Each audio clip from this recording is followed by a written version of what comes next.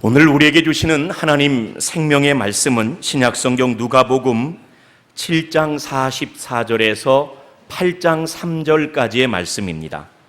신약 102면 누가복음 7장 44절에서 8장 3절까지의 말씀. 저와 한 절씩 나누어 교독하겠습니다. 제가 먼저 7장 44절을 읽습니다.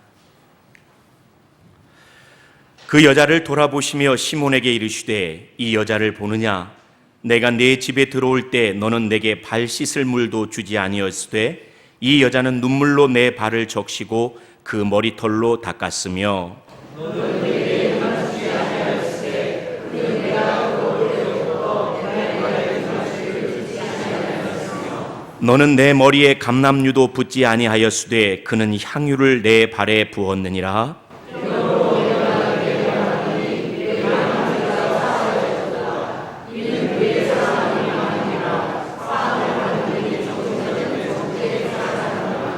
이에 여자에게 이르시되 내 죄 사함을 받았느니라 하시니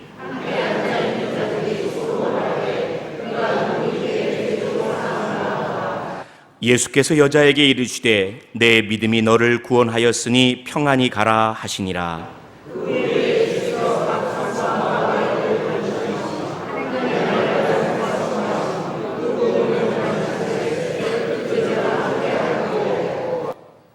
또한 악귀를 쫓아내심과 병 고침을 받은 어떤 여자들 곧 7 귀신이 나간 자 막달라인이라 하는 마리아와 헤롯의 정직이 구사의 아내 요한나와 수산나와 다른 여자가 함께하여 자기들의 소유로 그들을 섬기더라. 아멘. 감사드립니다. 오늘 저는 정말 버려야 할 것 혐오, 정말 버려야 할 것 혐오라는 제목으로 하나님 말씀을 전합니다. 미리 좀 양해의 말씀을 드리고자 하는 것은 평상시에 성경 본문을 많이 살피는 말씀을 제가 전하는데 오늘은 우리가 함께 봉독한 말씀을 세세하게 살필 만한 그런 시간은 갖지 못할 것 같습니다. 말씀 마친 이후에 꼭 집에 돌아가셔서 오늘 우리에게 주셨던 본문의 말씀을 좀 깊이 묵상할 수 있기를 부탁을 드립니다. 말씀을 전합니다. 우리 성도님들, 우리 속담 가운데 이런 속담 들어보셨나요? 스크린 보실까요? 주러 와도 미운 놈이 있고 받으러 와도 고운 놈이 있다. 이런 속담이 있어요. 주러 오는데도 미워요, 그놈은. 그런데 받으러 와도 그 사람은 참 예쁘고 좋아요, 고와요. 그래서 이 말을 줄여서 우리가 보통 이렇게 이야기하죠. 주는 것 없이 밉다. 주는 것 없이 밉다. 이상해요. 주는 것 없이 미운 사람이 있습니다. 왜 그런지 모르겠지만 누구나 살면서 그런 감정을 경험합니다. 혹시 이 자리에 앉은 분 가운데 목사님, 저는 그런 감정 한 번도 못 느껴봤는데요, 나는 모든 사람이 사랑스러울 뿐이에요 라고 생각하시는 분 있으실지 모르겠지만 거의 대다수의 사람들은 살면서 아무런 이유도 없이 내게 손에 끼칠 일도 없는데 그냥 미워지는 사람들을 보게 되고 그런 감정들을 경험합니다. 그런 감정을 심리학이나 정신분석학에서는 얼마든지 어떤 이론으로 해석해 낼 수 있으리라 생각을 합니다. 하지만 그리스도인으로서 우리가 그런 마음, 그런 감정을 그냥 놔둬도 괜찮을까? 내가 예수 믿는 사람으로 살아가는데 아무런 이유 없이 주는 것 없이 미운 사람이 있는데 그런 감정, 그런 마음을 그냥 내버려둬도 괜찮을까? 아니면 좀 스스로 돌아볼 필요는 있지 않을까 하는 의문 가운데 말씀을 준비했습니다.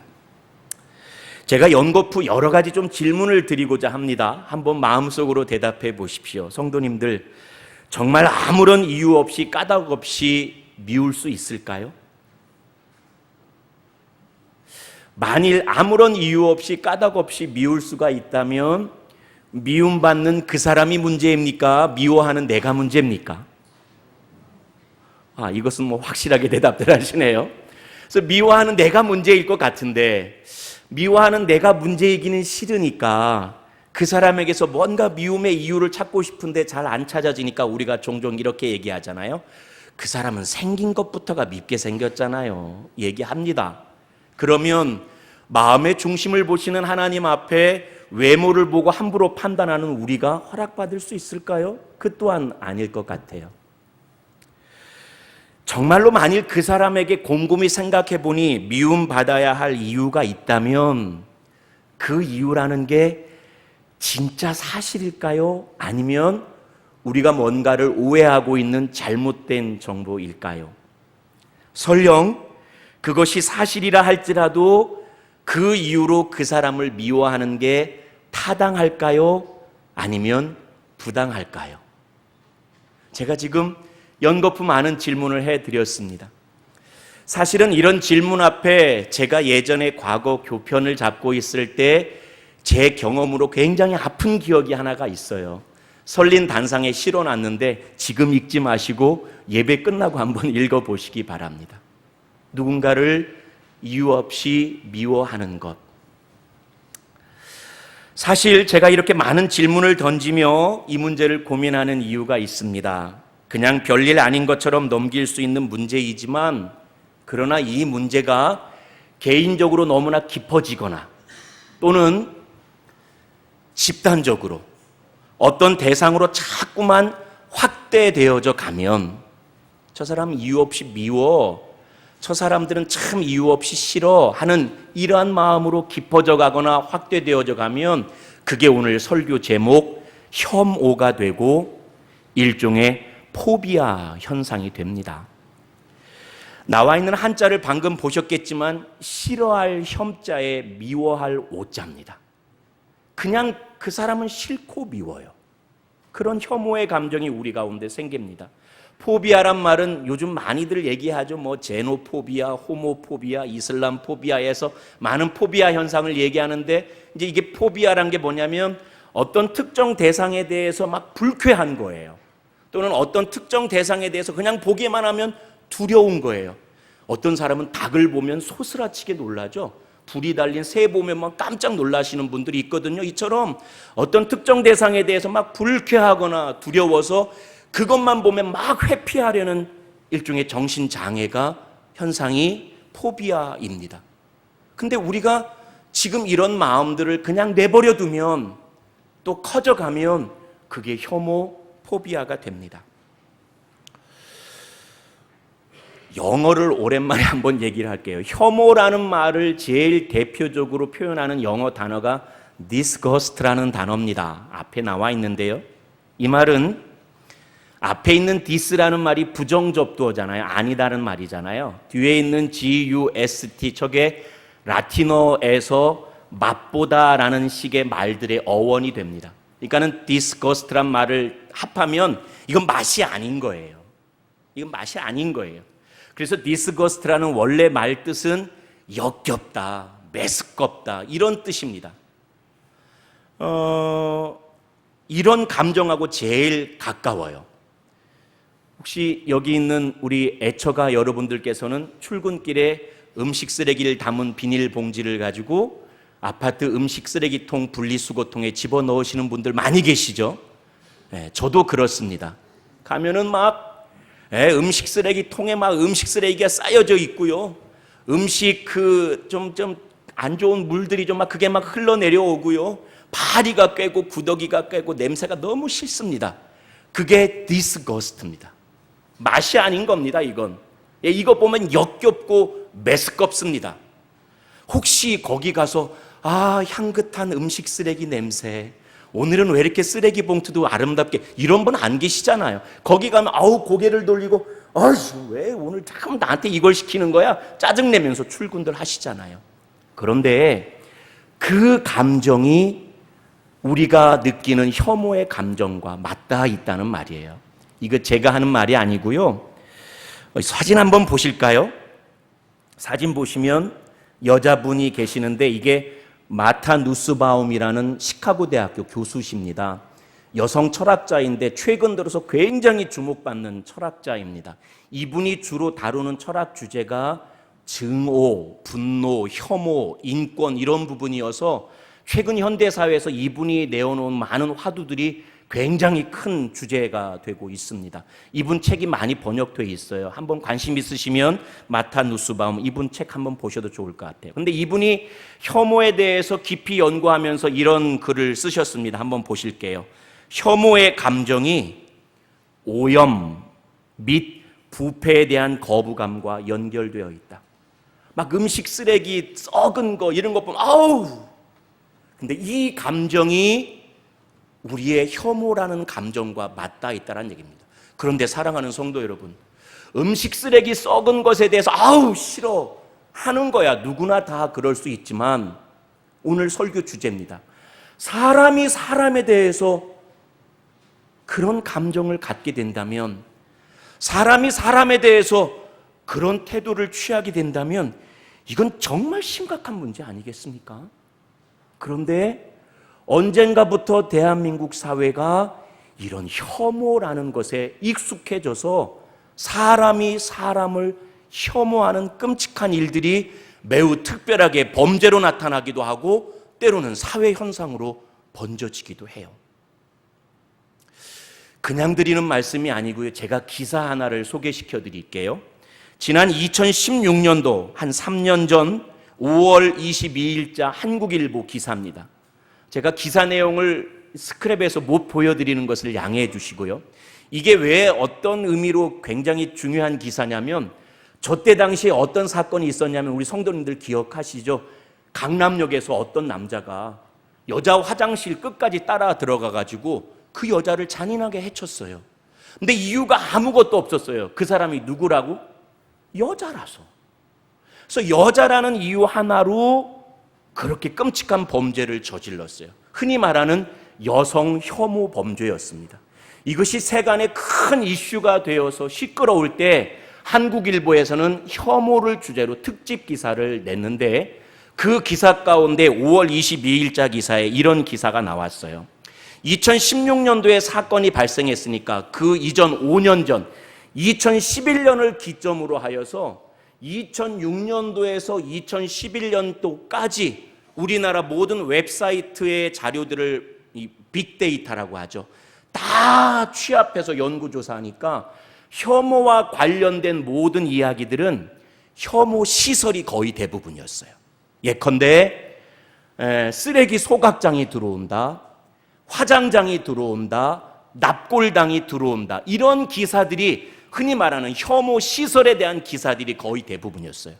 그런데 사건이 있기 바로 5년 전 2011년부터 2016년도까지는 그 기조가 확 바뀌어서 혐오에 대한 빅데이터의 거의 대부분이 어떤 내용이었냐면 제가 읽겠습니다. 신상녀, 된장녀, 강사녀, 개똥녀, 외국인, 이주노동자, 조선족, 장애인, 성소수자. 그러니까 다 사람이 혐오라는 기사의 내용이 되기 시작한 거예요. 이전까지만 하더라도 시설이 혐오에 대한 이야기였는데 사건이 있기 5년 전에 한국 사회가 확 바뀌어가면서 아까 얘기했던 신상녀, 된장녀, 개똥녀 다 들으신 기억이 나시죠?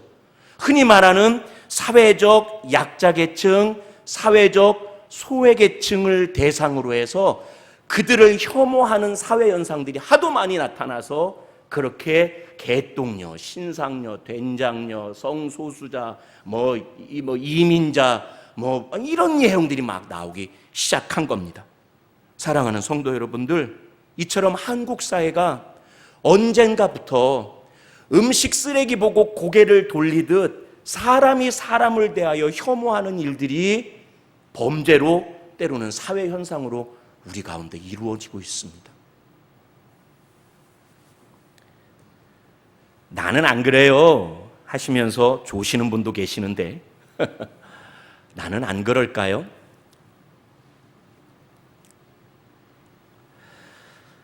저는 고향이 군산입니다.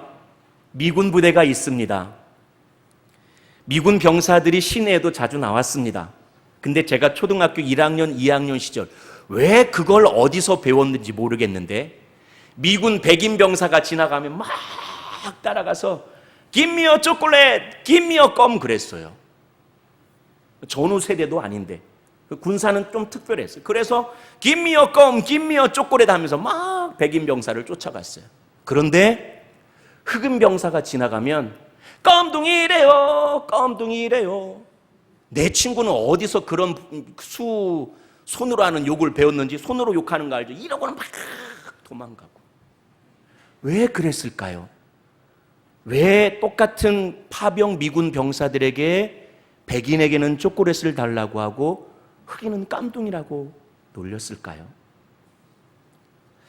얼마 전에 신학 세미나 모임에 제가 다녀왔습니다. 그 주제가 성평등에 관한 주제였습니다. 세미나가 마친 다음에 그곳에 참여했던 어떤 장로님들 몇 분과 이야기를 나누는데 거기 계신 장로님들은 좀 그 세미나가 마음에 들지 않았던 모양입니다. 그러면서 말씀하시기를 성평등 말은 좋지만 그리고 그 논리는 이와 같았습니다. 하나님께서 세상 지을 때 남자는 남자로 여자는 여자로 지으시고 남자에게는 남자의 역할이 있고 여자에게는 여자의 역할이 있죠. 성 역할을 되찾는 것이 우선이지요 라고 말씀하셨습니다. 정말 좋은 논리고 저도 동의했습니다. 하지만 솔직히 제가 말씀드리는 것은 남자는 남자의 역할이 있는데 그 역할은 중요한 거고 여자는 여자의 역할이 있는데 그 역할은 덜 중요한 거예요. 성평등을 세미나 시간에 공부했는데 그분들의 마음 가운데는 성 역할을 말하면서 사실은 그 역할의 위계를 가지고 말하셨어요. 평등이 아니라 높고 낮음으로 말씀하시면서 마음이 굉장히 불편하셨던 거예요. 제가 꽤 오래전에 알게 된 타 교단 목사님이 계세요. 저는 그렇게 가깝게 생각하지 않았는데 그분은 제 전화번호를 저장하시고 카톡 친구가 됐는데 아마 제게 카톡을 제일 많이 보내시는 목사님인 것 같아요. 몇 년 전에 이런 카톡을 보냈습니다. 익산에, 전라북도 익산에 할랄 음식단지가 세워집니다. 여기 할랄이란 말은 이슬람 교도들이 돼지고기 이런 거 안 먹잖아요. 이슬람 교도들의 음식을 말하는 겁니다. 할랄 음식단지가 세워지는데 이곳을 선교지로 세워서 온 대한민국 땅을 이슬람으로 바꿔놓으려고 합니다. 이 일을 위해서 깨어 기도합시다 하고 단체 카톡을 보내셨어요. 제가 진짜 확인했습니다. 익산에. 진짜였을까요? 가짜였을까요? 전혀 사실무근의 가짜뉴스였습니다. 얼마 있다가 또 목사님이 카톡을 보내셨습니다. 지금 한국의 회교도, 이슬람 교도가 수십만 명에 이릅니다. 이제 한국 사회는 금세 이슬람화 될 겁니다. 한국 교회가 깨어 기도해야 됩니다. 막 보내셨어요. 그런데 혹시 성도님들께 묻습니다. 그렇게 이슬람이 선교를 열심히 하신다면 여기 계신 분들 혹시 주변 지인 가운데 이슬람교, 회교를 믿는 한국 친구 있으십니까? 있으시겠죠. 그러나 아마 거의 대다수의 여기 계신 성도님들 친구분 가운데 회교도 친구 없을 겁니다. 사실 통계청 자료가 맞긴 맞습니다. 수십만 명의 이슬람 교도가 있는데 그들 거의 대다수는 동남아시아와 스탄으로 끝나는 나라들이 있죠. 땅이라는 중동 언어입니다. 중앙아시아에서 온 이주 노동자들 숫자예요. 다 동남아시아, 중앙아시아에서 온 이주 노동자 숫자입니다. 사실은 그들을 위한 이슬람 사원, 그들을 위한 할랄 음식점이 터무니없이 부족한 게 한국 사회의 문제이긴 합니다. 그런데 오히려 그걸 굉장하게 한 번은 저에게 또 카톡을 보내셨어요. 쿠란 이슬람 경전, 쿠란 몇 장 몇 절 이걸 읽어보십시오. 이슬람 교도는 쿠란에 의해서 신앙 교리에 의해서 얼마든지 범죄를 저지를 수 있고 그들은 부인을 얼마든지 갈아치울 수 있고 죽일 수가 있습니다. 끔찍하더라고요. 그래서 제가 쿠란을 찾아봤습니다. 그 말이 써 있게요, 안 써 있게요? 안 써 있어요. 목사님 왜 이슬람 편드세요 생각하지 마시고 저는 대학원 때 비교 종교학을 따로 공부하면서 이슬람교에 대해서 보고서를 쓴 사람입니다. 회교사원, 이태원에 있는 회교사원을 여러 번 갔었고 관계자들과 대화도 나누고 그들의 코란을 다 읽진 않았지만 그래도 상당히 읽었던 사람입니다. 이런 제가 볼 때 이슬람교에 대한 한국 사람의 지식이라는 게 거의 무지에 가까워요. 그리고 우리는 그들에 대해서 많이 양산된 가짜 뉴스를 가지고 내 주변의 무슬림 이주인 노동자들을 향하여서 굉장히 따가운 시선을 보냅니다. 왜 그럴까요? 왜 우리는 흑인한테 깜둥이라고 말하고 약 올리고 백인에게는 쪼꼬렛 달라고 말하는 인종 혐오자가 되었을까요? 왜 우리 사회에서는 여성 혐오 범죄가 끊임없이 일어나고 있을까요? 왜 우리는 이슬람 교도들을 무지한 범죄자, 테러리스트로 단정하고 그들을 혐오할까요? 정말 타당한 이유가 있을까요? 근데 이런 제게 아연실세 깜짝 놀란 일이 있었어요. 어떤 분이 와서 얘기합니다. 목사님, 깜둥이들은 원래 저주받은 사람들이잖아요. 아시잖아요. 그 노아가 자는데 저기 세 아들 가운데 함이 들어가가지고 노아의 벌거벗은 모습을 막 얘기했다가 그것 때문에 함 자손, 가나안의 아비 함은 저주를 받잖아요. 그 함 자손이 흑인이잖아요. 그 흑인이기 때문에 다 저주받는 건 당연해요. 노아는 대단합니다. 세 아들을 낳았는데 백인을 낳고 흑인을 낳고 황색인을 낳았습니다. 그렇게 믿어요. 목사님, 여자가 당연하죠. 여자는 남자 갈빗대서 빼냈잖아요. 그리고 선악과를 먼저 따먹고 죄가 여자부터 시작됐으니까 여자는 그 죄의 대가를 받는 거예요. 목사님, 아브라함의 약속의 자식은 이삭이지만 저기 중동 사람들은 다 이스마엘 후손이고 들나귀 타고 칼 들고 다닌다고 성경에 기록되어 있잖아요. 그러니까 중동 사람들은 그래도 해요. 제가 지금 왜 이 말씀을 드리냐면 저는 구약신학을 전공한 사람입니다. 절대 그렇게 성경을 해석해서는 안 됩니다. 매우 왜곡된 성경 해석입니다. 그런데 교회 다니시는 분들이 그렇게 흑인을 혐오하고 여성을 혐오하고 무슬림들을 혐오하는데 그 근거를 성경에서 갖고 있는 거예요. 너무나 마음이 아팠어요. 제가 이 부분을 강조하는 이유가 있습니다. 오늘 설교의 가장 중요한 핵심적인 주제일 것 같은데 한번 스크린을 볼까요?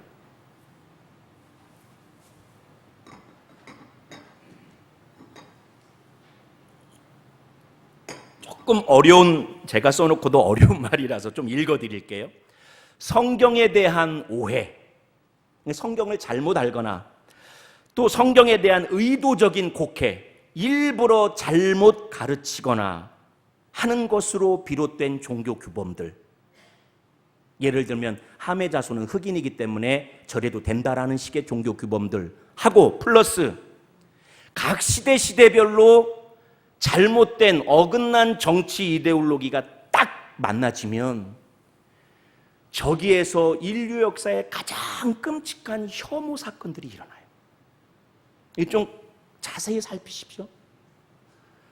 성경을 잘못 알거나 성경을 잘못 가르치고 배워서 그것으로 잘못된 종교 규범을 만들고 그것이 정치 이데올로기, 세상 권세자들과 딱 맞붙으면 제일 끔찍한 혐오가 일어납니다. 성도님들, 우리가 예수 믿잖아요. 이 땅에 예수를 믿는 첫 번째 사람들, 지금부터 2000년 전 저 유대 땅의 그리스도인들은, 로마 치하의 그리스도인들은 참 송구한 얘기지만 오늘 설교 제목대로 혐오의 대상이었어요. 예수 믿는다 하나 가지고 굉장히 혐오당했어요. 유대인들에게는 혈통을 무시한다고, 헬라인들에게는 문화를 무시한다고. 그래서 알고 계시죠?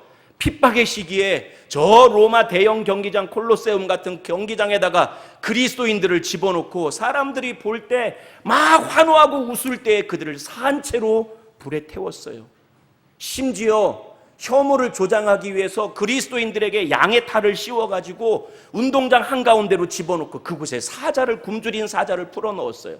그러면 로마 시민들은 그 콜로세움 경기장 내외에서 막 그리스도인들이 사자밥이 되어가는 모습을 보며 깔깔거리고 박수를 쳤어요. 여기 있는 저와 여러분은 2000년 전에 지금 우리가 갖고 있는 신앙을 가졌으면 우리는 그 시대의 혐오의 대상이었어요. 그래서 예수 믿는 사람이 카타콤으로 숨어 들어가요.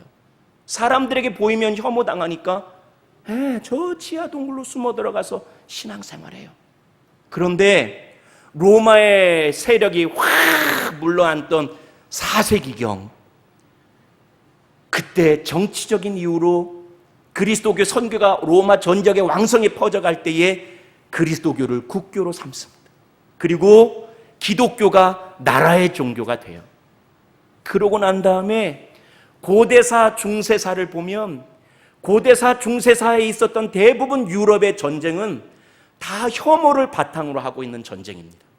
국가 이데올로기와 기독교 신앙을 합쳐서 예수를 죽인 사람들, 이런 식의, 또는 예수를 잘못 전하는 사람들, 이런 식으로 이교도라 칭하고 타교도라 칭하면서 얼마나 많은 수십만의 사람을 죽였는지 몰라요.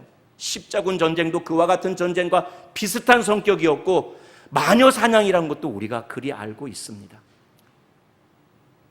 인류 역사 가운데 우리에게 가장 큰 인류로서의 이 자부심에 큰 상처를 남긴, 트라우마를 남긴 사건이 지난 세기 20세기 중반의 홀로코스트 사건입니다.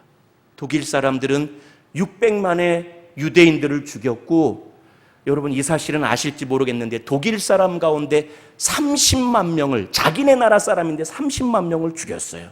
이유는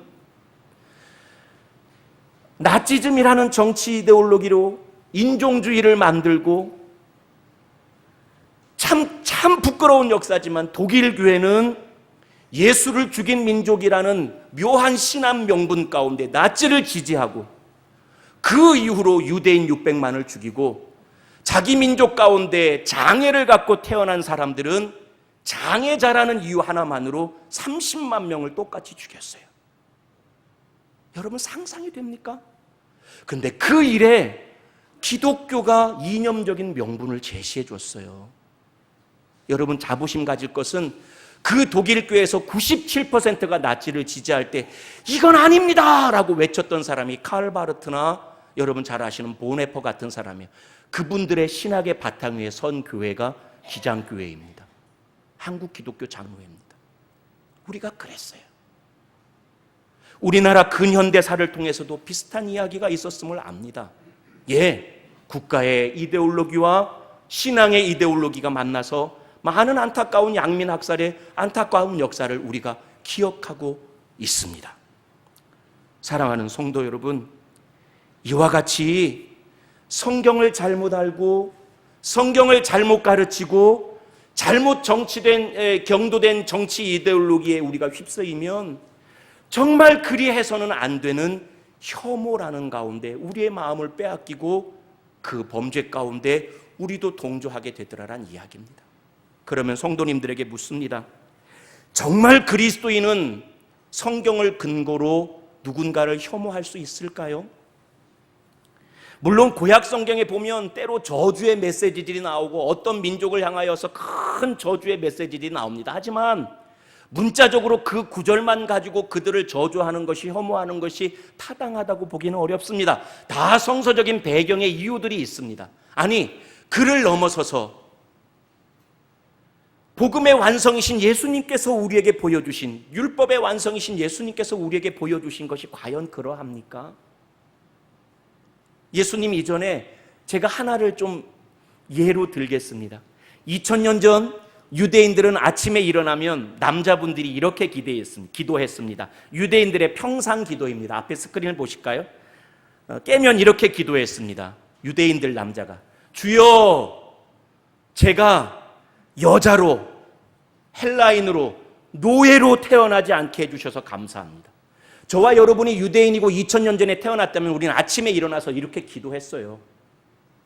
근데 이 시대 가운데 이 토대에서 자라난 기독교 신앙은 어떠했냐면 이 말씀 잘 기억하세요. 주여, 제가 여자로, 헬라인으로, 노예로 태어나지 않게 해주셔서 감사합니다. 그런데 사도 바울은 갈라디아 교회에 보내는 편지에 이렇게 말합니다. 갈라디아서 3장 28절입니다. 너희는 유대인이나 헬라인이나 종이나 자유인이나 남자나 여자나 헬라인으로 안 태어나서, 종으로 안 태어나서, 여자로 안 태어나서 감사합니다 기도하고 있는 그 혐오의 시대에 복음은 너희가 유대인이나 헬라인이나 종이나 자유인이나 남자나 여자라 할지라도 모두가 다 그리스도 안에서 어떻다고요? 하나요. 이게 성경이었어요. 오늘 제가 설교 서두에 성경을 많이 살펴드리지 못해서 송구하다고 얘기했는데, 오늘 읽은 성경 누가복음 7장 33절인가요? 에서 8장 3절까지 말씀 보면 다 여자 얘기만 나옵니다. 7장 말미에 나와 있는 여인은 본문 전체 뉘앙스상 볼 때 바리새파 시몬의 집에서 일어난 예수님 발 닦아준 여인인데, 아마 그 여인이 갖고 있던 범죄는 성적인 타락에서 비롯된 범죄였습니다. 성적으로 타락한 여인이었습니다. 8장에 나와 있는 막달라 마리아는 7 귀신이 들려있던 여자였습니다. 수산나와 요한나는 각색 병에 걸린 여자였습니다. 그런데 예수님은 여자로 안 태어난 것을 감사하게 계시던 그 시대에 성적으로 타락했다고, 귀신 들렸다고, 병 걸렸다고, 귀신 들렸다고, 여성이라고, 성적으로 타락했다고 혐오했던 그 시대에 그 여인을, 귀신 들린 막달라 마리아를, 병 걸린 수산나와 요한나를 8장 3절에 보십시오. 자기의 동역자로 삼으셨어요. 오늘 본문에 여러분 잘 알고 계시죠? 납병 환자를 다 혐오하던 시대에 예수님은 납병 환자를 찾아가서 고쳐주셨어요. 예수님의 제자들을 알고 계시죠? 세리하면은 무조건 혐오하던 그 시대에 예수님은 세리를 자기 제자 삼았어요. 저기 남쪽 예루살렘 사람들은 북쪽 갈릴리의 어부들을 굉장히 혐오했는데 예수님의 제자단의 거의 대부분은 북쪽 갈릴리 어부 출신이셨어요. 그래서 소위 거룩하고 경건하다는 바리새파 사람들은 예수님을 향하여 이렇게 말했습니다. 저가 먹고 마시기를 좋아하며 세리와 죄인의 친구로다. 그들은 율법 조항을 가지고 혐오하고 있는 사람들을 예수님은 친구 삼아주셨고, 나아가 동역자 삼아주셨고, 나아가 제자 삼아주셨어요. 이게 율법의 완성이신 예수님께서 보여주신 본입니다. 이런 예수님을 내 구주로 믿는 저와 여러분이 성경에 명명백백 드러나고 있는 그 구절구절을 아멘으로 순응하는 저와 여러분들이 이 시대를 살면서 피부색이 다르다고, 성별이 다르다고, 종교가 다르다고, 지역이 다르다고, 정치적인 성향이 다르다고 서로를 상종 못할 사람으로 음식 쓰레기처럼 혐오한다면 과연 그러고도 우리는 성경을 믿는 사람이고 그리스도인이냐는 말이에요. 우리가 정말 버려야 할 것이 있다면 21세기 이 시대에 그리스도인인 저와 여러분이 이 시대를 본받지 아니하고 정말 버려야 할 것이 있다면 혐오인 줄로 믿습니다. 말씀을 맺습니다. 성경을 잘 배우시고 아셔야 됩니다. 성경을 잘못 알면 모르느니 못할 수도 있습니다. 성경을 잘 배우시고 아시기 바랍니다. 또 하나, 사실을 잘 보시기 바랍니다. 우리 장로님도 오늘 기도해 주셨지만 우리나라 모든 언론이라는 게 너무나 왼쪽으로 너무나 오른쪽으로 경도되어 있어서 정말 사실이 무엇인지를 우리가 냉철하게 판단하지 않으면 우리도 잘못 알 수 있습니다. 사실을 잘 파악하십시오. 세 번째, 마지막, 그리스도인이라면 우리가 해야 할 몫은 배제하고 혐오하는 일이 아니라 설령 배제하고 혐오할 만한 이유가 있는 사람이라 할지라도 용납하고 사랑하는 것이 우리에게 남겨진 몫인 것을 우리가 꼭 기억하시길 바랍니다. 성경을 잘 아시고 사실을 잘 아시고 그리스도인은 용납하고 사랑해야 할 몫이 우리에게 남겨진 몫이라는 것을 기억하여 혐오를 버리는 그런 성숙한 그리스도인들 되시기를 주님의 이름으로 부탁드립니다. 아울러 사족을 붙입니다. 우리 교회 안에서부터 실천합시다. 절대로 앞으로 남자라고 함부로 하지 마십시오. 요즘은 또 여성이 높은 시대라고 하니까 남자라고 무시하지 마세요. 우리도 승질나면 무서워요. 여자라고 함부로 하지 마세요. 여전히 우리 가운데는 아직도 그런 부분이 있잖아요. 남성과 여성, 하나님이 아름다운 하나님의 형상으로 남자도 지으시고 여자도 지으신 줄로 압니다. 절대로 지역 얘기하지 마세요. 경상도 보리먼디, 전라도 깽깽이 이런 소리 절대로 하지 마세요. 저는 팔방곡곡 다 다니면서 목회했지만 그거 다 거짓말이에요. 사람마다 달라요. 사람마다 달라요. 우리 송영재 집사님 경상도 부산 사나이, 흔히 말하는 부산 사나이답게 좀 묵묵하고 과묵하시잖아요. 근데 제가 군대 생활할 때 제 동기 5명, 함께 부대 생활한 5명 동기 가운데 부산 친구 둘이 있었는데 제일 시끄러웠어요. 사람마다 다른 거예요. 전라도 깽깽이 아니요. 우리 고장로님처럼 깽깽 안 거리고 묵직하고 멋진 분도 많아요. 지역으로 절대 얘기하지 마세요. 세 번째, 정치 성향으로 말하지 마세요.